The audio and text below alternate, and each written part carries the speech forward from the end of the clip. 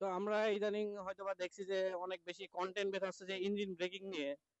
Breaking হচ্ছে মানে engine থেকে অটোমেটিকলি ব্রেক হয়, এরকম যে ক্লাস বাদে ব্রেক ধরাই মানে হচ্ছে ইঞ্জিন ব্রেকিং।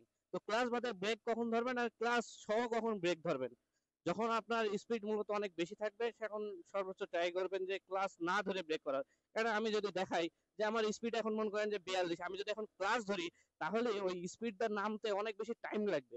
দেখেন 1 সেকেন্ড 2 সেকেন্ড পরে এরকম 1 2 করে এরকম স্পিড নামছে। কিন্তু আমি যদি ওই আবার সেম ওই 42 থেকে যদি ইনস্ট্যান্ট ব্রেক করি, দেখেন যে 2 সেকেন্ডের ভিতরে কিন্তু আমার বাইক থেমে গেল।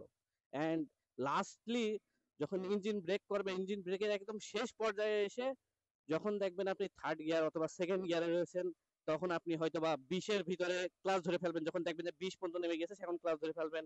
অ্যান্ড দেন আবার যখন দেখবেন যে ফার্স্ট গিয়ারে যদি থাকে তাহলে হয়তো বা 10-এর ভিতর থাকলে আপনি ক্লাস ধরে ফেলবেন। তাহলে আর গাড়ির ইঞ্জিন স্টার্টটা অফ হবে না। আর সবসময় বেশি এফোর্ট দেবেন হচ্ছে সামনের আহ, সামনে যে ব্রেক রয়েছে এর উপরে। আর পেছনের ব্রেকটা অবশ্যই 50% মতো ধরবেনই, কেননা পেছনের ব্রেকটা আপনার ব্যালেন্স করতে অবশ্যই অনেক সহায়তা করে আর কি। শুধু সামনের ব্রেকটা ধরলেই হবে না, পেছনের ব্রেকটাও একটা অ্যাডজাস্টমেন্ট করে ধরে নেবেন যাতে করে আপনার ইঞ্জিন ব্রেকিংটা আরো সুন্দর মতো হয়।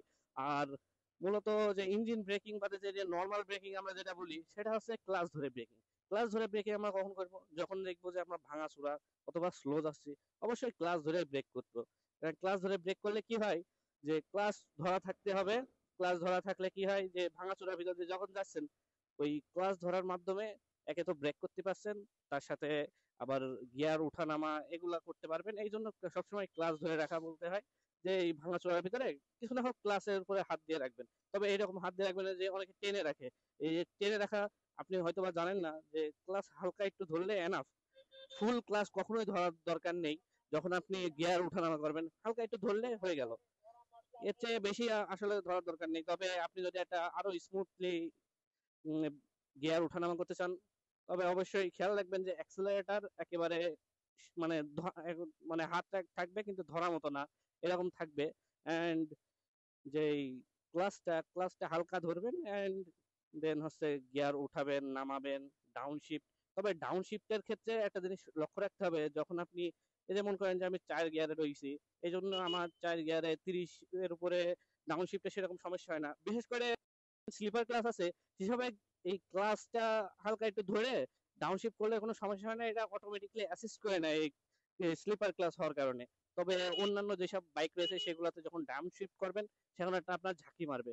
তো ওই ঝাঁকি থেকে বাঁচার জন্য অবশ্যই একটা জিনিস শিখে রাখতে হবে, সেটা হচ্ছে যখন আপনি ডাউন শিফট করবেন, ডাউন শিফটের ক্ষেত্রে অবশ্যই একটু গ্যাসটা বাড়িয়ে নিয়ে তারপরে ডাউন শিফটটা করবেন।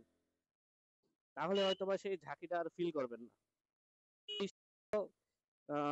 ইঞ্জিন ব্রেকিং এন্ড ক্লাসের আপশিফট, ক্লাস ক্লাস ধরা নিয়ে breaking and gear up down এইসব বিষয়ে